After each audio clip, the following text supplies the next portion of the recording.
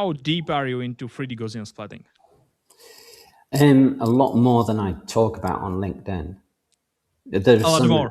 yeah. I mean, it's something I've been working with quite a lot, but there are better people higher up the pay grade than me doing it. But I'm really looking at it from a different view in terms of not so much into data acquisition, because there's people out there, Mindy with the portable cam and 360 imagery and all sorts of fabulous programs out there, and it's changing on a daily basis.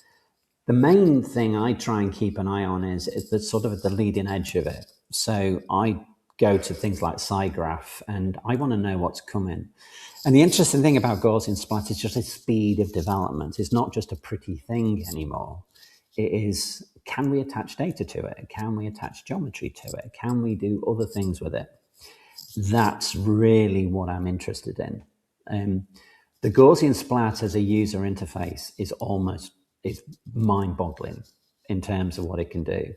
In fact, so much so, I mean, since Gaussian splatting, I want to change my name as the original photogrammetrist to the original spatial imager, because it's not just about, it's got everything. Now I teach everything to do with photogrammetry and image capture, 360, geotagging photographs and Gaussian splatting. The secret for me, though, is it all comes down to the quality of the image you would put in. Okay, if you've got shit cameras and if you're out of focus, your Gaussian splat's going to look naff. If you don't understand, bright sunshine can affect it. Do you remember the first commercial from the NVIDIA about the NGP, instant NGP, the first nerves? They were using or claiming to be using only 4 images to create a perfect 3D model of the girl with the camera. You remember that video? Yeah. I think this has done so bad marketing to what we are actually trying to do. Well, because as you just mentioned, like if you put shit in, you will get shit out. Like 3D Gaussian splatting, no nerves. It does not mean that you are good. Like you're not good with shitty images. You should be using the same workflows like you are using for the photogrammetry. I believe so. I mean, I have a different view. I prefer to have, my view is I prefer to use quality in, quality out, rather than shit in, shit out. Sorry. No. And the reason for that is because it encourages people to focus on the quality of the image. And because quality image, you need to, that's something I try and get into people's heads.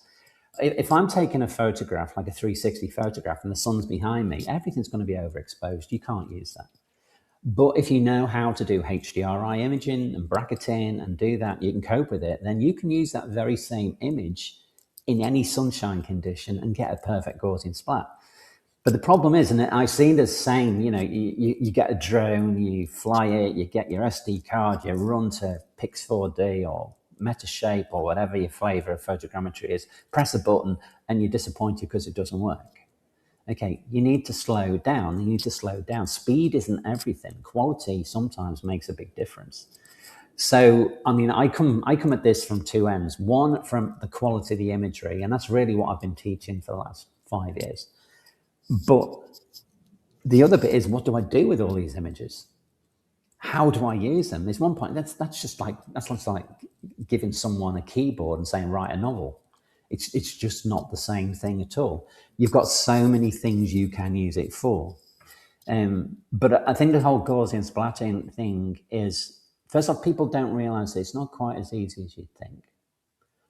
But the results are spectacular. And it's not really mainstream. But to be honest, you've had companies like 3D Vista, 360 Tour, they've had Gaussian splats for the last 2 years.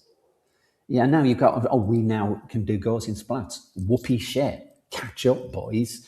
Loads of people are doing the ability to view them.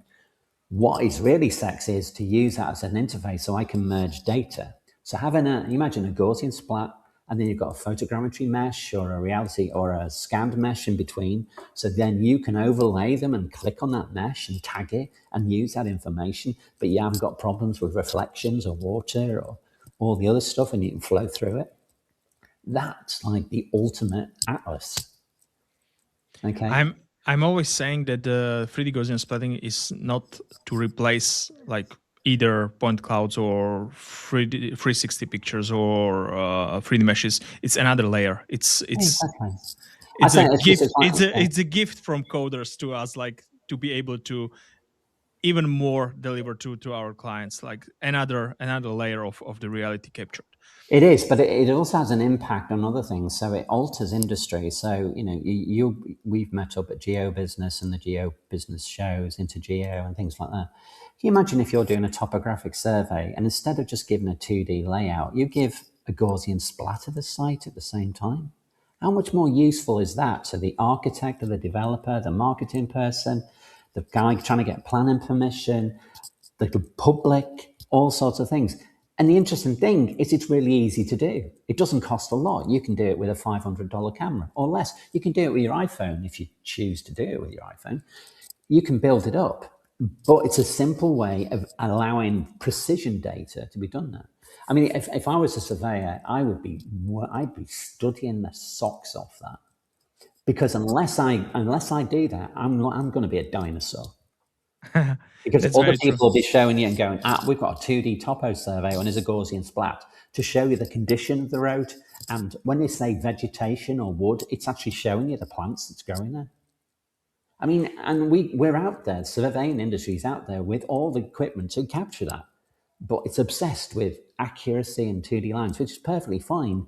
But there's a much bigger audience for the data that you're capturing they just want to deliver to a CAD pilot. Yeah. And that's like that part of the market. The market's massive. Since we are speaking about digital twins today as a main topic, I would like to do a callback to what you were saying before, because you said something that the digital twin does not care about like absolute accuracy. Is that correct? Yes, I'd say generally speaking, the only people who may want to use it for that are people who are doing refurbishment, re-engineering, brownfield engineering.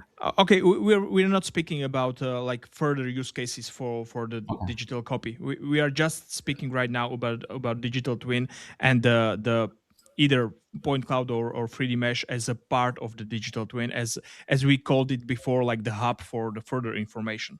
So it does not really mean whether it's 1 millimeter accurate or 1 centimeter accurate, because there are other important things about There are certain provisos with that, and the thing you have to think about is if I've got buildings with multiple levels, what I don't want is a digital twin that twists.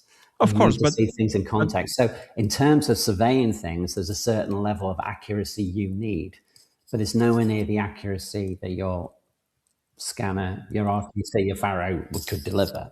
Right now, the callback I wanted to make is to connect the necessity of digital twins and the accuracy necessity of the digital twins with 3D Gaussian splatting, because one of the biggest biases towards 3D Gaussian splatting is that it's not accurate and you cannot do measurements on it. And where I see the biggest potential for 3D Gaussian splatting, like beside the VFX and all these artistic things, I really think that in technical way, the digital twins could benefit the most from 3D Gaussian splatting. I think so. I think that is probably the biggest thing. And I think we're well on the way to being able to get measurements out of things, particularly about 4 or 5 weeks ago. OpenUSD announced support for Gaussian splats. So suddenly you've got the ability to insert a Gaussian splat onto your Omniverse stage, and also connected XYZ coordinates of objects or whatever it is. Do you need to get the geometry from a Gaussian splat if you can locate it and you've got the point cloud as well? And just use the point cloud. I think in terms of usability and realism, I mean, it's one of the things that VR hasn't really taken off, is because most of the VR content was pretty shit. The brain looks at it and goes, "This isn't real. It's a cartoon." It just doesn't ignore. It just ignores it, and that's why you get that nausea thing. It was one of the reasons why VR is great if you are happy to use it, but not really great if you don't, and certainly not on site. The more interesting thing, I think, is where this comes with Gaussian splats being used in AR. So you've got a pair of goggles, you're on a site, you can see things, or your phone, or whatever it might be.